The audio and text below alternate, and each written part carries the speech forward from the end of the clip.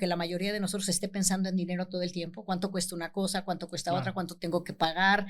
¿Cuánto me va a costar? ¿Cuánto tengo ahorrado en mi pensión? Etcétera, etcétera. No por eso quiere decir que lo sepamos manejar muy bien, aunque pensemos en dinero todo el día.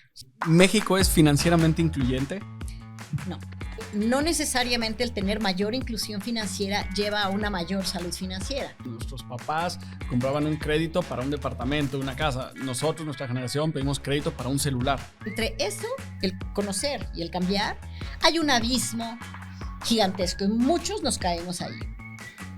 Algo que me preocupa de esa generación es que no los veo tan capaces de posponer la gratificación. Bienvenidos a Irrazonables Podcast.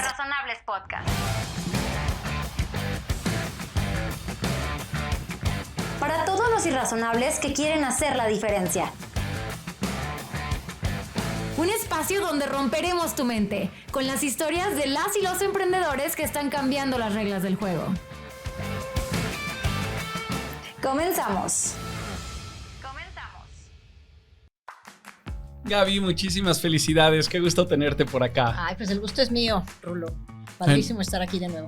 Sí, es un deleite, la verdad, y van a disfrutar muchísimo escuchar a Gaby por acá. Gaby fue consultora en la Fundación MedLife, también fue oficial senior en la fundación de Bill y Melinda Gates, una trayectoria impresionante de 2 décadas específicamente en políticas públicas, servicios financieros, además de ser una gran mentora irrazonable. Y bueno, va a estar aquí con nosotros para cambiar las reglas del juego de la inclusión financiera. Bienvenida, Gaby. Muchísimas gracias, Rulo. Sí, primero, tal vez no todo mundo sabe lo que es inclusión financiera. ¿Qué es? Pues es permitirle a la población acceder a servicios financieros diversos de manera oportuna para satisfacer diferentes necesidades que las personas podamos tener en nuestras etapas de vida. Desde ahorro, crédito, inversión, para poder construir un patrimonio, protegernos contra imprevistos, crecer financieramente, tener esa seguridad financiera, poder administrar mejor nuestros recursos. Entonces la inclusión financiera te abre muchísimas puertas a tu desarrollo personal, económico, y también hace una contribución, pues obviamente, a la economía del país. Y 2 preguntas. 1, ¿México es financieramente incluyente? No. ¿Cerca? ¿Ni cerca? Pues vamos ni a la mitad. Ok, wow, o sea, lejos. En temas de cuentas, que es un producto básico para poder hacer transacciones financieras y demás, ni el 50% de la población adulta tiene una cuenta. En cuanto a otros servicios financieros, ya si juntas que si tienen crédito, que si tienen más poca gente tiene seguros, y algunas personas también tienen una Afore, aunque realmente no interactúen mucho con ella de manera activa. Pero en términos de cuentas, sí todavía tenemos mucho por avanzar. En tu experiencia en estos 20 años, ¿qué cosas están cambiando? ¿Qué cosas es diferente hoy en día en México o en Latinoamérica de cómo era hace 20 años? Bueno, definitivamente más gente tiene cuentas que las que había hace 20 años, pero todavía falta muchísimo camino por recorrer.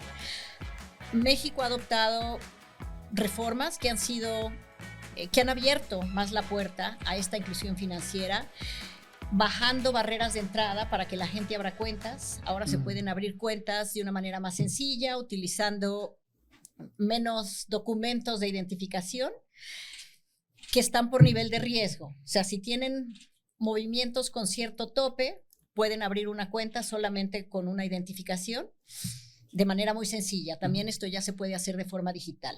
También se habilitaron, por ejemplo, los corresponsales bancarios, que es que ahora puedes hacer transacciones financieras en súpers, farmacias, en algunas tiendas de la esquina y demás. Entonces se amplió esa red de cobertura de donde la gente puede hacer transacciones financieras, que ya no es la tradicional sucursal bancaria, que es a la que íbamos todos hace 20 años. Oye, la inclusión financiera o la salud financiera aplica para las personas físicas, evidentemente, como estás explicando ahorita, y también para las empresas, las MIPYMES. Por supuesto, y también los servicios financieros son muy necesarios para las micro y pequeñas y medianas empresas, obviamente. Hay mucho mayor reto en las empresas de menor tamaño, las que diríamos que son tamaño nano, entre 0 y 2 empleados, y también las micro. No todas desean crédito, pero las que lo desean encuentran difícil tener acceso a un crédito barato o asequible, por lo menos, ¿no? Hay algunos proveedores que sí están sirviendo a este mercado, pero también, como en el caso de las personas, falta mucho por recorrer para poder adecuar realmente los productos y servicios y la manera en cómo se ofrecen a la manera de operar y a las necesidades tanto de micro y pequeñas empresas como de individuos. ¿Y por qué decidiste dedicar tu vida o parte de tu vida a la inclusión financiera? Porque es un factor común en gran parte de los roles que tienes. Estuviste en la Fundación MedLife, de Bill y Melinda Gates, y siempre inclusión financiera. ¿Por qué? Pues la verdad que mi incursión en la inclusión financiera fue un poco accidental, porque ni siquiera eso fue lo que estudié. Entonces, en una vida pasada, yo estaba más enfocada en un tema de desarrollo rural y estaba yo en Ecuador. Y ahí salió la oportunidad de evaluar un proyecto que tenía un componente de rural. Y de ahí se empezó a destejer esa madeja, llevándome por un camino de servicios financieros que después pasaron de lo rural a lo urbano, a bancos comunales, a microfinancieras, a cooperativas de ahorro y crédito, etcétera, etcétera. Y pues se fue haciendo ese camino que, si bien en un principio se enfocaba en zonas rurales, que era pues mi enfoque en aquella época, y sigue siendo en cierta medida también rural, aunque las circunstancias han cambiado un poco en estos últimos 20 años, pues por azares de la vida acabé en este tema y me encantó, porque la verdad es que el tema del dinero está en todos lados, el cómo optimizarlo, el cómo utilizarlo mejor, el cómo hacerlo rendir, el cómo invertirlo, el cómo gastarlo mejor y demás. Hay mucho, es algo que está en nuestras vidas todo el tiempo, pero no por estar presente en nuestras vidas todo el tiempo, aunque la mayoría de nosotros esté pensando en dinero todo el tiempo. ¿Cuánto cuesta una cosa? ¿Cuánto cuesta otra? ¿Cuánto tengo que pagar? ¿Cuánto me va a costar? ¿Cuánto tengo ahorrado en mi pensión? Etcétera, etcétera. No por eso quiere decir que lo sepamos manejar muy bien, aunque pensemos en dinero todo el día. Sí, totalmente. Me hiciste acordarme que mi papá desde chiquito me decía como, Rulo, mira, no importa lo que tú hagas en toda la vida, si eres astronauta, doctor, arquitecto, ingeniero, lo que sea, transversalmente vas a usar el dinero, así que aprende a usarlo. Desde chico me decía, y creo que son estas cosas que, y me recuerdo que también me decían, no da la felicidad del dinero, pero la facilita. Claro. Entonces, a lo que tú te has dedicado toda la vida, la verdad es sumamente admirable. Y ahorita que decías el área rural, estuviste también en la administración de Vicente Fox, en la Secretaría de Agricultura, ¿correcto? Correcto. ¿Cómo fue trabajar ahí? Fue increíble. Iniciamos un programa de servicios financieros para zonas rurales marginadas con cooperativas de ahorro y crédito y fue una experiencia fascinante que me permitió conocer las zonas marginadas de México, ese México profundo, esas necesidades de la gente que obviamente pues antes de necesitar servicios financieros necesitan un ingreso que no sea bajo, que en la medida de lo posible sea lo menos volátil y lo más predecible. Y claro que las personas de menores ingresos tienen ese triple reto, ingresos bajos, volátiles e impredecibles. Y entonces los servicios financieros cómo prestar servicios financieros relevantes se vuelve mucho más retador.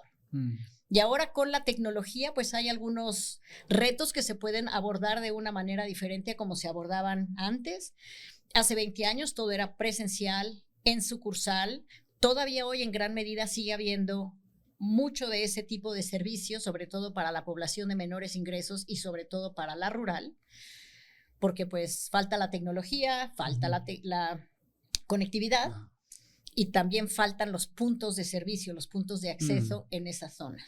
Y parte de tu expertise es las ciencias del comportamiento, que es algo que debe de ser fundamental y de ser parte de la columna vertebral de estrategias del gobierno, de estrategias de las ONGs, de los emprendimientos allá afuera, porque, por ejemplo, Amazon, ¿no? O sea, por ponerlo como ejemplo, es ya sumamente fácil comprar, ¿no? One click, nomás le das a la derecha y ya lo compraste. Y lo que hicieron fue ir reduciendo las fricciones. Totalmente. En tu expertise, ¿qué recomendaciones les puedes dar allá afuera a las ONGs, a los gobiernos, para reducir las fricciones? Pues hay veces que las quieres aumentar, no reducir, Claro. Pero Pues el tema de las ciencias del comportamiento me empezó a interesar ya hace varios años, que para mí también fue un descubrimiento, saberme tan estudiada por otros, es decir, ¿a poco nuestro comportamiento es así? Y sí es cierto, tú mismo caes en cuenta de muchos sesgos de conducta que tienes que no te habías dado cuenta que tenías. Y hasta que alguien los estudia, tú mismo te revela a ti mismo cómo realmente eres. A veces pensamos que somos muy racionales, que tomamos decisiones, siempre tomamos la misma decisión en todo momento, en beneficio propio, que somos egoístas en ese sentido y siempre vamos a velar por nuestros propios intereses. Y no nos damos cuenta de que somos diferentes o tomamos diferentes decisiones dependiendo del contexto y del entorno en el que estamos, de qué gente nos está rodeando. Entonces, ese tema me empezó a interesar mucho, relacionado al tema financiero también, pero inclusive en otras áreas. Y la recomendación general es entender bien esta conducta humana, porque entendiendo cómo somos los humanos, puedes aprovechar para bien ciertos sesgos y poder diseñar para personas reales y no para personas ideales. Es que a veces tratamos de encajonar a la gente a que cumpla con un ideal. Tratamos de enseñar, vamos a educar a la gente a que haga su presupuesto. Y la verdad es que la mayoría de la gente no va a hacer un presupuesto, no se va a sentar a hacer el presupuesto, a que le enseñen cómo se hace un presupuesto y luego a sentarse a hacerlo y a tener el control y estar ingresando ingresos y gastos y demás. Sí habrá un porcentaje pequeño de gente que lo haga, pues muy bien por ellos, pero tenemos que diseñar no para llevar al 98% a que haga lo que hace ese 2%, sino diseñar para ese 98% de tal manera que se los pongamos tan fácil que no se vuelva un suplicio. O sea, no tratar de convertirlos a ese 2%, sino diseñar para ese 98%, para cómo realmente somos. Oye, una pregunta. ¿A los gobiernos les conviene que haya más inclusión financiera o prefieren que la gente tenga menor inclusión financiera? Pues en general a los países les debería de convenir, porque un país que tiene a población ya bancarizada, siendo parte del sistema financiero y además aprovechando bien los productos y servicios, porque aquí también hay que decir que no necesariamente el tener mayor inclusión financiera lleva a una mayor salud financiera. Hay países en donde la bancarización, por así decirlo, es muy alta, como Estados Unidos, que tiene casi más del 95% de la población bancarizada. Sin embargo, un 30% de la población americana se queda sin dinero antes de fin de mes. Hay problemas de sobreendeudamiento en muchísimos lugares en donde la gente sí está teniendo acceso al crédito de una forma muy fácil, créditos chiquitos de $1 o $2 en Kenia, por ejemplo, el caso, en donde han tenido también niveles de sobreendeudamiento y de crecimiento de la falta de salud financiera en la población. Entonces, la inclusión financiera no necesariamente te lleva a una mejor salud financiera y por eso el enfoque debe de ser en los impactos y no solamente en perseguir la inclusión como un fin, sino como un medio para llegar y perseguir un bienestar financiero de las personas. Ahorita mencionabas el endeudamiento y hay un análisis que a veces he hecho, pero no sé si debería de cambiar o no. Entonces, por ejemplo, nuestros abuelos, ¿no? Pedían un crédito tal vez para comprar tierras o propiedades, ¿no? Nuestros papás compraban un crédito para un departamento, una casa. Nosotros, nuestra generación, pedimos crédito para un celular. ¿Te habla que el dinero ya no rinde tanto como antes? ¿O te habla que las cosas se volvieron mucho más caras que antes? ¿Tú por qué crees que pase? Pues yo creo que hay diferentes cosas de cómo veía la gente su futuro. O sea, esa inversión en una propiedad, que era a lo que le tiraba a todo el mundo, a ser dueño de una propiedad, pues esa la generación de mis papás también, y mucha gente ahorita, para mucha gente también es una prioridad el ser dueño de su propiedad. Pero ahora ves también a más jóvenes de clase media, media alta, no con una necesidad imperiosa ni como una meta de vida el ser dueños de una propiedad. Están muy contentos rentando, un poco más libres de esa carga del activo fijo, que para uno significaba pues tener un patrimonio. y para otros es un poco un yunque, ¿no? Estar Claro. cargando un... Entonces, creo que también generacionalmente van cambiando las cosas. Ahora los jóvenes también pueden tener acceso a ese crédito porque ya hay prestadores de servicio que les permiten acceder a un celular en vez de esperar a que sus papás se los regalen o ellos ponerse a trabajar en no sé qué de aquí a que junten para comprarse el celular que quieren. Nos están poniendo las cosas más fáciles a través de, pues, de tecnología financiera para que puedan acceder a productos, que esto tampoco es un invento y también existía antes de que hubiera estos cambios tecnológicos. O sea, hay tiendas en donde te permitían comprar a crédito. Entonces tú podías acceder a una licuadora, una lavadora. Hoy día, pues lo mismo, ya sabemos que hay tiendas que proveen esos servicios y puedes acceder a cosas que sí salen más caras que si las compraras de contado, pero para personas que tienen ingresos pequeños, el poder hacer pagos pequeños para adquirir bienes que sí les hacen un cambio y una mejora en sus vidas, pues también es importante que tengan ese tipo de facilidades. Ahora, lo que a veces puede ser un poco riesgoso en algunas circunstancias es lo que ahora se ha puesto de moda como el compra ahora, paga después, el famoso buy now, pay later, que depende para qué lo uses y cómo lo uses. Claro. Y quien lo ofrezca también qué objetivos tenga a lograr con la población a la que atiende. Si solamente busca hacer dinero y no le importa a la persona, o si busca tener un impacto positivo en la persona y hacerle posible que pueda comprar un bien que le va a favorecer. Por ejemplo, el que te den un crédito de este tipo para comprar un celular que te va a permitir ser chofer de Uber o manejar pedidos en tu tienda, pues eso te puede generar un beneficio y qué genial que no te tengas que esperar 8 meses para ahorrar para el teléfono o pedir un crédito gigante que tengas que pagar con unas tasas gigantescas y que lo puedas hacer pues de una manera más asequible, ¿no? Pero pues todo depende de para qué se va a usar y de quién te lo ofrece. Oye, ¿hay algún modelo de país allá afuera que en términos de salud financiera tú admires y qué cosas crees que como país, México o Latinoamérica en general deberíamos de estar imitando y copiando? Pues me la pones difícil. Luego los ejemplos así más ideales son los países escandinavos, ¿no? Sí. Pero bueno, ahí también tienen ciertos niveles de ingreso, ciertas facilidades, poblaciones más pequeñas, buena conectividad. O sea, ya tienen mucho problema de base muy resuelto que nosotros en nuestras economías no tenemos.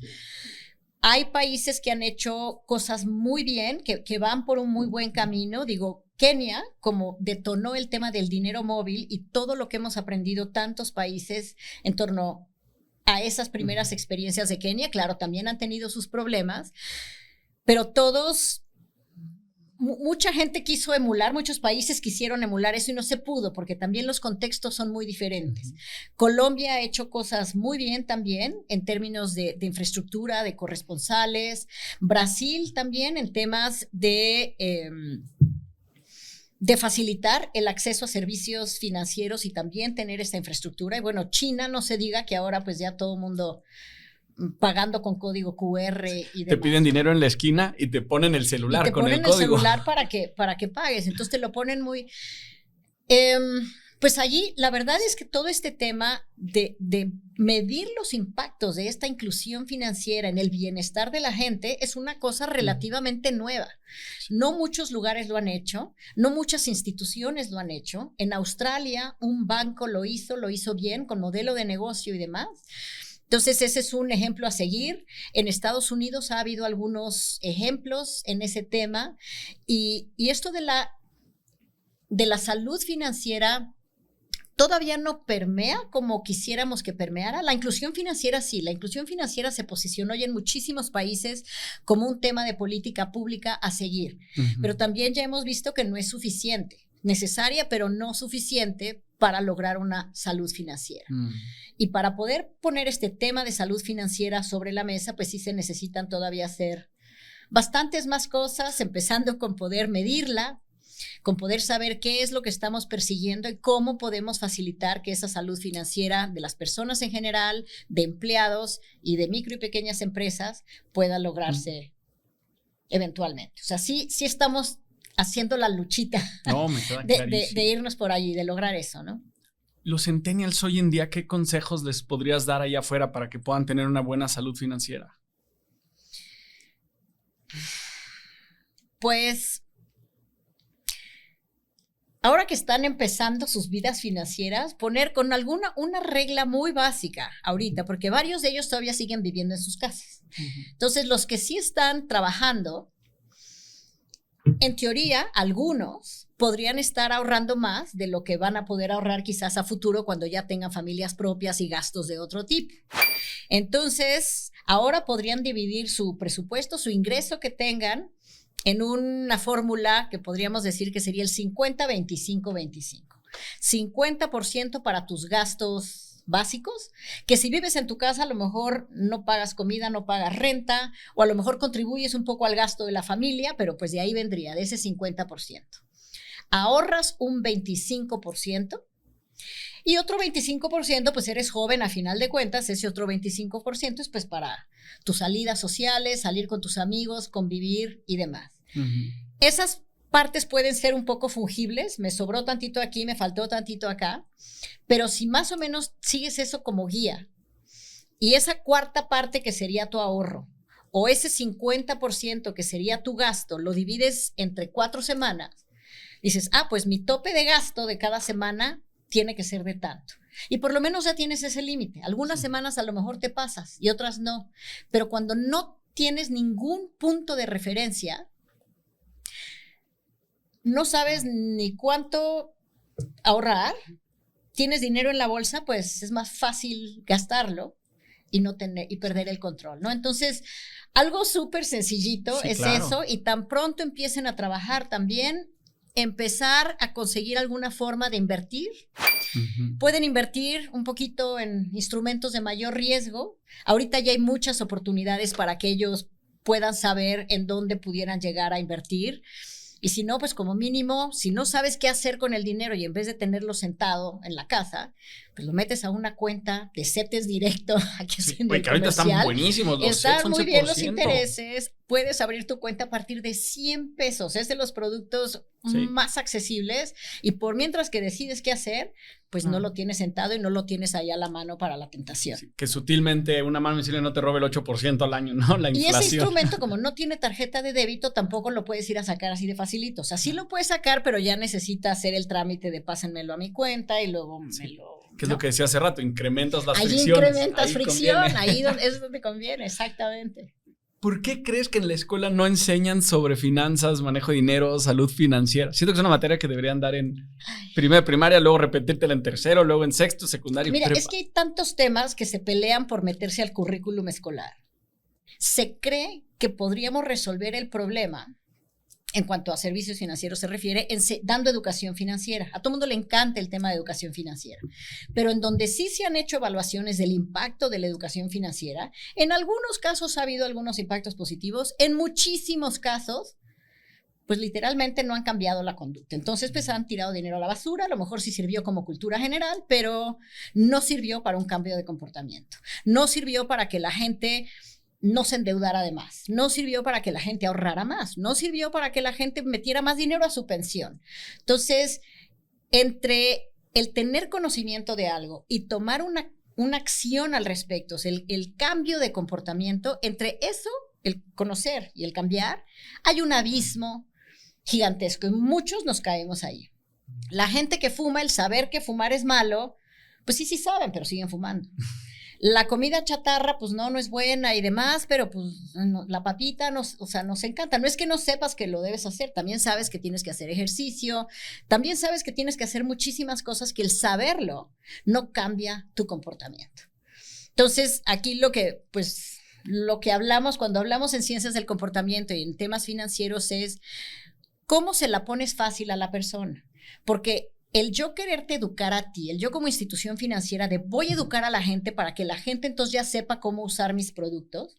No, ¿por qué mejor no me la pones fácil y me diseñas productos tan geniales, diseñados para mis necesidades, que no me tengas que educar para usarlos? Que yo los pueda buscar porque ya sé que existen y además están a la mano y están diseñados para mí. Y que sean fáciles de entender. Y fáciles. Ya si necesitas una cátedra para entender el producto, pues... algo está mal ahí. Oye, como por ejemplo, de las cosas buenas que sucedieron a nivel de políticas públicas fue al menos tratar de estandarizar con el CAT, No, porque antes te decían, no, es una tasa del 7%. Y sutilmente acababan pagando 12, 13, 15% y la gente no se daba cuenta y no sabía. Y hoy en día hay muchísima gente que no sabe ni siquiera qué es el CAT. No, pues no. Y la verdad es que tampoco es que no está tan costo anual total, pero entonces, ¿qué quiere decir eso? Porque fíjese que a mí me están ofreciendo un crédito pues de $1,000 y en un mes pues nada más voy a tener que pagar $300 por rentar esos $1,000, ¿no? Entonces, el CAT, el costo anual total, a mí lo que yo quiero saber como individuo es, me sacaron de un problema, me costó $300. Ese costo anual total, pues, no necesariamente me queda muy claro. En algún momento también sí te visibilizaban lo que ibas a pagar. Y esta tasa de porcentajes, pues mucha gente no sabe cuál es el 17% de un crédito de 5,780. Pues quién sabe, ¿no? Sí. Entonces, mucho nos manejamos por atajos mentales y lo que queremos saber es cuánto voy a tener que pagar. Claro. 300 más. ¿Puedo o no puedo? Puedo. Va. El CAT me da igual. Sí. O sea, para efectos prácticos, sí es un tema de transparencia, qué bueno que lo tengan, son buenas prácticas, pero ¿cómo lo percibe el público?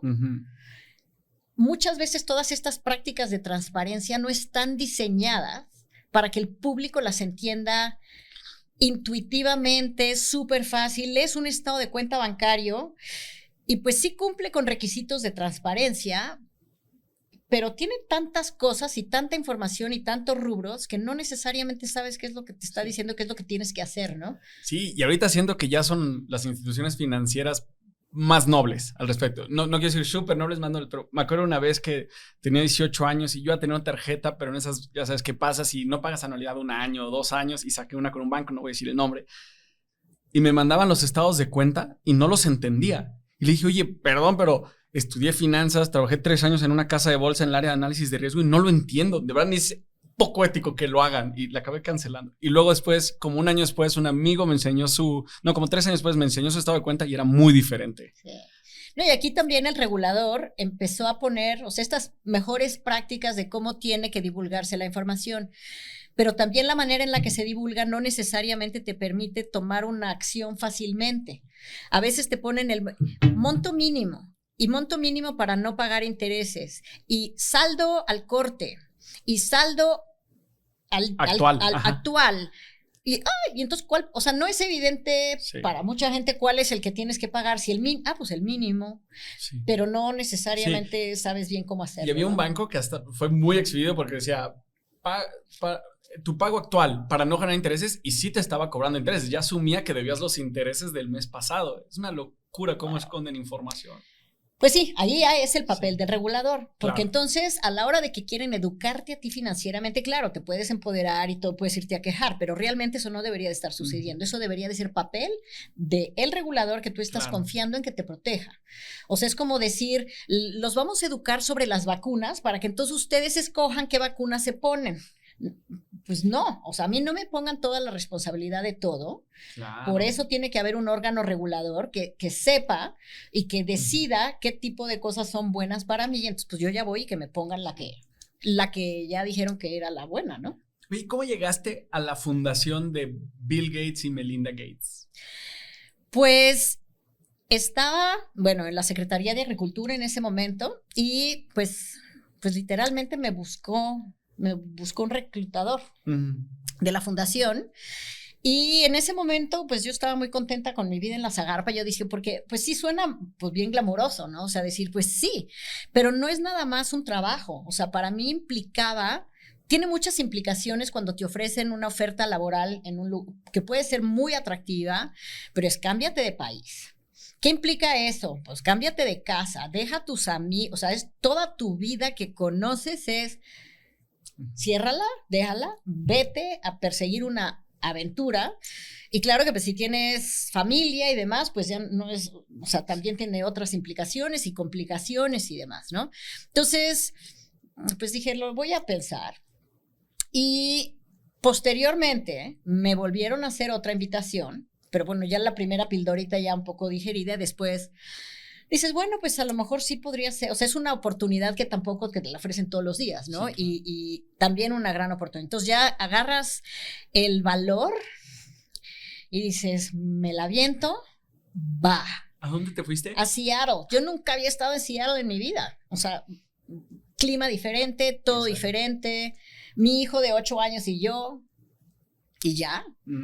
Y pues sí te facilitan el movimiento allá, pues para que llegues a un lugar temporal de vivienda, te dan un coche rentado un ratito, te facilitan que te den un crédito de coche, pero esa apertura de cuentas, sacar licencia, buscar casa, buscar escuela, prenderte el camino a la oficina, llegar a la oficina y literalmente llegar a esa fundación, pues del antiguo jefe de Microsoft. Claro. Para mí llegar del gobierno de la Secretaría de Agricultura en México, en donde todavía teníamos teléfonos, algunos eran todavía de disco y otros eran de botoncito, pero con bocina con cable. Yo tenía un celularcito muy básico. Llegas allá, todo está con tecnología impresionante. Fue la primera vez que me dieron un teléfono inteligente. No sabía ni cómo prenderlo. O sea, literalmente sentía que venía yo saliendo de la caverna con antorcha. Y llegué a un mundo de ciencia ficción, o sea, donde hasta mi coche me hablaba. O sea, yo tampoco había visto coches que hablaran y que hicieran toda clase de cosas nuevas. Entonces, para mí sí fue un poco de shock ese sentido, porque tienes que, tu curva de aprendizaje, no de tu expertise propio, sino de todo lo demás, de cómo utilizan los sistemas, cómo llevan los programas. O sea, es echarte un clavado a un mundo que no conoces y además a una vida social donde todavía no haces amigos. Entonces sí es muy retador esa aventura que valió toda la pena del mundo. Hice amigos increíbles, aprendí muchísimo. Pero sí es un gran reto, o sea, no se toma esa decisión a la ligera, con todo y que te den el soporte adecuado, ¿no? Oye, entonces sí fue. Qué orgullo además personal, ¿no? Que te hayan buscado para irte. ¿Y cómo fue trabajar en la fundación? Fue interesante. ¿Cuánto tiempo estuviste? Estuve 2 años. Ajá. Fue retador porque pues yo estaba sola con mi hijo. Entonces, aun cuando había ciertos apoyos, no había ciertos apoyos para todo. Yo tenía que viajar muchísimo y allá no tenía pues mi red de apoyo. Claro. ¿Con quién dejas al niño? Que te cuiden, exacto. Y pues dejarlo con la nana carísima, además, para que se quede a dormir con el niño un extraño, pues como que no. Eso generaba un poco de estrés externo, ¿no? Entonces, pues me tenía yo que traer gente a que viniera a cuidar al niño, para yo poder irme de viaje y sentirme tranquila. En la fundación había mucha gente muy comprometida, contacto con gente que conocía de miles de cosas. Ahí fue cuando empecé a aprender de los servicios financieros digitales. Muchas de las cosas que en ese momento ya se veían un poco como anticuadas, o sea, las instituciones de microfinanzas, las cooperativas, ya como que empezaban a verse como cosas del pasado porque la tecnología es lo de hoy. A mí me daba un poco de miedo porque yo sabía poco de tecnología y mucho de lo tradicional, ¿no? Y después, o sea, todos 10 años después de que regreso a la fundación, sigo viendo la relevancia y la convivencia de las dos cosas. Estas instituciones no han desaparecido. Han surgido nuevas, o sea, la industria fintech, que es una cosa de los últimos 10 años. Y los cambios han sido muy vertiginosos en todos sentidos, incluido pues los regulatorios y demás que tienen que acompañar estos procesos. Entonces, bueno, trabajar en la fundación fue sumamente interesante, muy retador, muy de exprimirte las neuronas todo el tiempo, cero burocracias rollosas como aquí también había, de que le escriban la nota al jefe y luego el jefe del jefe del jefe del jefe y 7 gentes escribiendo una nota.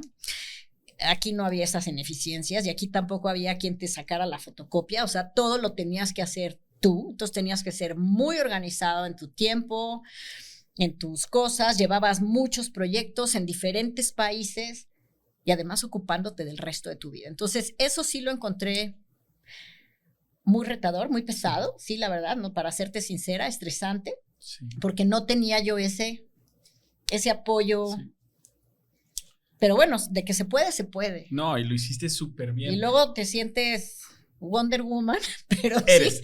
sí acabas como trapo después, así sí fue pesado, ¿no? ¿Ves alguna incongruencia entre que haya una fundación del hombre, uno de los 10 hombres más ricos del mundo, mucho tiempo fue el número 1, uno de los 10 ahorita, en un mundo donde la mitad de la gente sigue en pobreza y pobreza fuerte? Pues fíjate que como decía Vicente hoy, Sí. o sea, sí en las últimas décadas hubo avances increíbles. O sea, mucho por hacer todavía, pero los avances increíbles. La cantidad de gente que sí salió de la pobreza, muchos millones. Se hicieron avances en temas de salud, se extendió la esperanza de vida. la esperanza, exactamente, o sea, claro, algunos países están bastante rezagados todavía, varios países en África, en Asia y demás, donde todavía hay muchísima pobreza en números absolutos, porque también en América Latina hay esa pobreza, nada más que en números, pues es menor el número, pero la pobreza es igual. Pero sí hubo muchísimos avances, ¿no? Como dice, pero ahora de repente pues ya está la prisa en donde queremos que para todos, ¿no? Y de repente, pues bueno, suceden muchas cosas en el mundo y luego se atraviesan pandemias y luego invasiones rusas a Ucrania y nos complican todavía la vida más, ¿no? Pero creo que sí ha habido muchos buenos avances y Bill Gates en particular donó una gran cantidad de su fortuna para iniciar la fundación y se decidió, o sea, dedicar al tema filantrópico eventualmente, y sus tiradas son grandes, no es vamos a financiar proyectitos chiquitos y a ver si por aquí, por allá cambiamos la vida de 500 cents aquí, no, él va a lo grande, quiero erradicar una enfermedad, a ver, ¿dónde está el problema y cómo lo tratamos de resolver? Quiero llevar tema de sanitización y de agua a la gente, quiero generar, erradicar el hambre, el tema de la energía limpia, él sí es proponente de la energía nuclear y demás, pero o sea, son tiradas grandes porque esas son las medidas grandes que requiere el mundo. O sea, hay otras medidas chiquitas que pues está bien y para la gente que se beneficia de ellas, ¿no? Pero también se requiere tener algo que sea más grande, o sea, el tema del cambio climático, ¿no? Requiere de políticas públicas, requiere de colaboración entre diferentes países, requiere de buenos líderes que quieran velar por el bienestar del planeta en general y no solamente de su coto político en sus propios lugares, ¿no? O sea... Y en este boom que platicas, ¿no? De las empresas que usan la tecnología financiera, las fintechs, que han ido en número creciendo así y cada una de ellas creciendo un montonal. ¿Qué recomendaciones le darías a alguien que tiene una empresa fintech tal vez en sus primeros 3 años? Pues recomendaciones de qué? Del modelo de salud financiera. O sea, porque prestar dinero no necesariamente es positivo, ¿no? Los agentistas, por ejemplo. Sí. Pues bueno, si vienen con una visión de querer mejorar la calidad de esa inclusión, a muchos de ellos sí empiezan con un espíritu de querer incluir a los excluidos, pero pues hay problemas de infraestructura y demás que no permiten que sus modelos de negocio lleguen tanto a las zonas más rurales y menos cuando la oferta es totalmente digital. Porque pues a la zona más rural, menos conectividad, menos celulares, hay muchas más brechas por superar, no hay tantos corresponsales en estas zonas donde la gente pueda convertir dinero físico en digital y demás. Entonces, para atender a la base de la pirámide realmente, que es donde está la mayoría de la población excluida, todavía lo veo retador, si otros factores no entran a facilitar que los modelos de negocio den el ancho y que los ingresos de la gente también no sean ni tan bajos, ni tan volátiles, ni tan impredecibles. Entonces también se cruza con el tema de generación de ingresos, mientras mejor y más estables, o este ingreso mínimo garantizado que en varios lugares se ha propuesto, porque esta volatilidad pues impide que la gente planee a futuro, ¿no? Entonces es problemático, pero varias se han enfocado en un segmento de la población que pues ya está en su mayoría incluido Algunos sí están tras los centennials o la generación Z, que son los que recién cumplen 18, ¿quién quiere ir tras ellos? Ahí los agarran, ¿no? Pero pues ahí también depende de pues, si sus papás les dicen, no, mijito, pues bueno, órale, sí ábrete tu wallet, pero también te abrimos una cuenta en un banco por si acaso, o yo qué sé, ¿no? Pero han encontrado pues problemas a resolver en donde su oferta puede ser más fácil de acceder, más atractiva que algunos bancos tradicionales, pues está bien, están mejorando la calidad de esa inclusión, están trayendo más opciones, está habiendo más competencia. Ahora también, mientras más opciones hay, a uno como consumidor, pues dices, pues ¿a cuál le voy?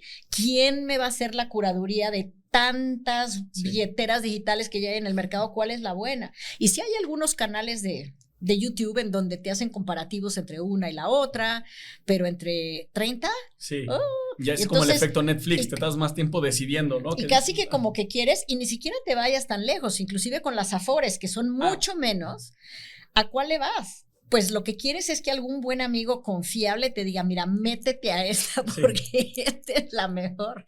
Porque tú ponerte a ver cuál de todas esas es la que te puede llegar a convenir, dada tu edad, tu trabajo, quién te va a atender mejor, pues qué flojera, lo dejas para después, ¿no? Mañana lo veo. Y entonces, pues no lo acabas viendo porque tienes mil otras cosas que hacer, ¿no? Entonces, también te complica la existencia el nos gusta tener muchas opciones, pero luego no nos gusta tomar la decisión con tantas opciones, ¿no? Claro, eso le dijiste, ¿no? Alguien que te recomiende, al final de cuentas acabas confiando, ya dime cuál. O que te pongan la decisión fácil, ¿no? Sí. ¿Qué libros recomendarías o qué libros recomendarías desde la perspectiva de tecnología, de salud financiera, de ciencias del comportamiento que te hayan servido mucho a ti?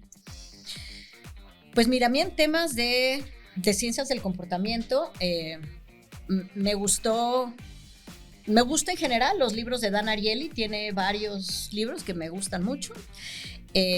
Kahneman también, Thinking Fast and Slow, me encantó. Y en temas de inclusión financiera en México, sobre todo entender cómo maneja la población de escasos recursos sus recursos y a cuántos instrumentos financieros acceden o utilizan, formales e informales, en promedio, que son 7.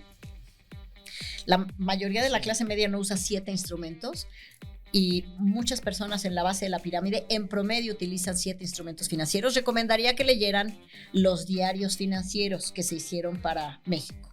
Y es una investigación de pocos hogares, pero a los que se les dio un seguimiento súper profundo por un año para conocer todos sus ingresos y sus gastos documentados semana a semana, para entender bien qué instrumentos utilizan, cómo salen de un apuro, a quién le piden, si se sobreendeudan, qué hacen, qué venden, trabajan horas extras, se atrasan en el pago de la renta. O sea, utilizan miles de estrategias para poder sobrellevar la vida y poder darle estabilidad a ese ingreso tan volátil. ¿Dónde lo pueden encontrar? La página web está complicadita, entonces mejor te la doy y luego la pones ahí, porque ahorita no te la va a poder ¿Cómo se llamaban los diarios? Diarios financieros. Y tienen diferentes nombres. Hay uno que se llama De fiado en fiado, que es cómo utilizan el crédito los hogares de escasos recursos en México. Otro que se llama El Niágara en bicicleta, que es el título de una canción de Joaquín Sabina que tiene que ver con temas de salud, y ahí es cómo solventan esos gastos de salud cuando les suceden, qué hacen, ¿no? Cómo posponen tratamiento, cómo piden prestado, qué es lo que pasa. Entonces hay 4. Ok. Entonces, muchísimas gracias. ¿Qué tendencias ves en los siguientes 10 años, Gaby? Pues más tecnología. Espero que tengamos mayor capacidad de tener seguridad.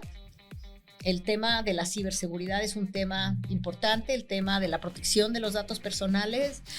Eventualmente para México, pues habrá banca abierta, seguramente todo el tema de los datos. Veo gran necesidad de seguir protegiendo al usuario, de que los reguladores tengan los recursos financieros y técnicos que requieren, porque este nuevo universo requiere de mucha capacidad. que lastimosamente no estoy viendo que se tenga esa capacidad porque está limitada, es poca gente, trabaja muchas horas, no hay presupuestos y creo que ese es un área, el área que nos protege a nosotros en este nuevo universo y no solamente en el tema financiero, sino en otros más. Creo que es muy importante que no se descuide y pues que nos sintamos seguros de que estaremos navegando este nuevo universo bien protegidos por quien nos debe de proteger. Sí, ahí está un vistazo a una bola de cristal en los siguientes 10 años. ¿Qué es tener impacto para ti, Gaby? Para mí es lograr un mayor bienestar en la vida de los individuos, de los hogares y de las pequeñas empresas, constatable. Entonces tenemos que saber qué es lo que estamos midiendo para saber si lo hemos logrado. Y pues para mí es el logro de esa palabra ahora un poco trillada de bienestar, pero a final de cuentas pues sí es bienestar y constatarlo. Y todos aquellos que estén diciendo que lo están favoreciendo, que le metan recursos a evaluar y a comprobar que realmente está sucediendo y que tengan cómo medir y comprobar ese impacto. ¿Para ti qué es ser irrazonable?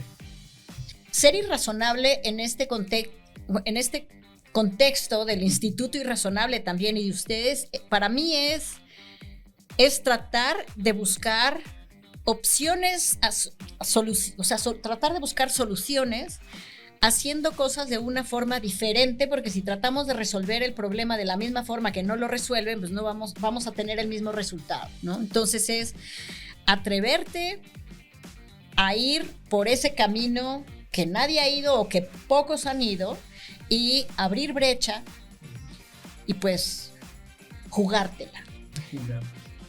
Pues sí, algunos nos las jugamos de diferentes maneras y yo la verdad es que admiro mucho a los emprendedores que a veces se la juegan toda por perseguir un sueño con el que quieren resolver un pinche problema urgente. Un PPU, exacto. Oye, Gaby, siguiente sección es mensaje en formato tipo video tweet. Entonces, prácticamente te voy a ir diciendo. Saco mi GPT para que me diga qué decir. Chat GPT, auxilio, aquí estamos. Auxilio. ¿Cómo hago un tweet? Sí, un mensaje, te voy a ir diciendo diferentes audiencias y tú dices, yo te voy a ir diciendo como, ¿qué le dirías a Gaby pequeña? ¿Qué le dirías a un emprendedor? ¿Qué le dirías a un funcionario público? Y lo primero que te venga a la mente está perfecto, tómate el tiempo que gustes. Va. Bien, ¿qué le dirías a una mujer que quiere emprender? Le diría que tiene todo para hacerla, pero que también va a ser más complicado porque hay muchas cosas en su contra aún, pero que se atreva. A un centennial que todavía vive en casa de sus papás. Es que mi hijo es un centennial. Entonces ponnos en videollamada ahorita con él. Pásame el celular, le hablamos. Hablo pensando en su generación y algo que me preocupa de esa generación es que no los veo tan capaces de posponer la gratificación. Están muy acostumbrados a gratificaciones rápidas, de videos cortos, información pequeña, mensajitos cortos, y es estar gratificando al cerebro constantemente. Y creo que eso puede estarles atrofiando la capacidad de ser resilientes, pacientes, diligentes y posponer esa gratificación. No pasa nada.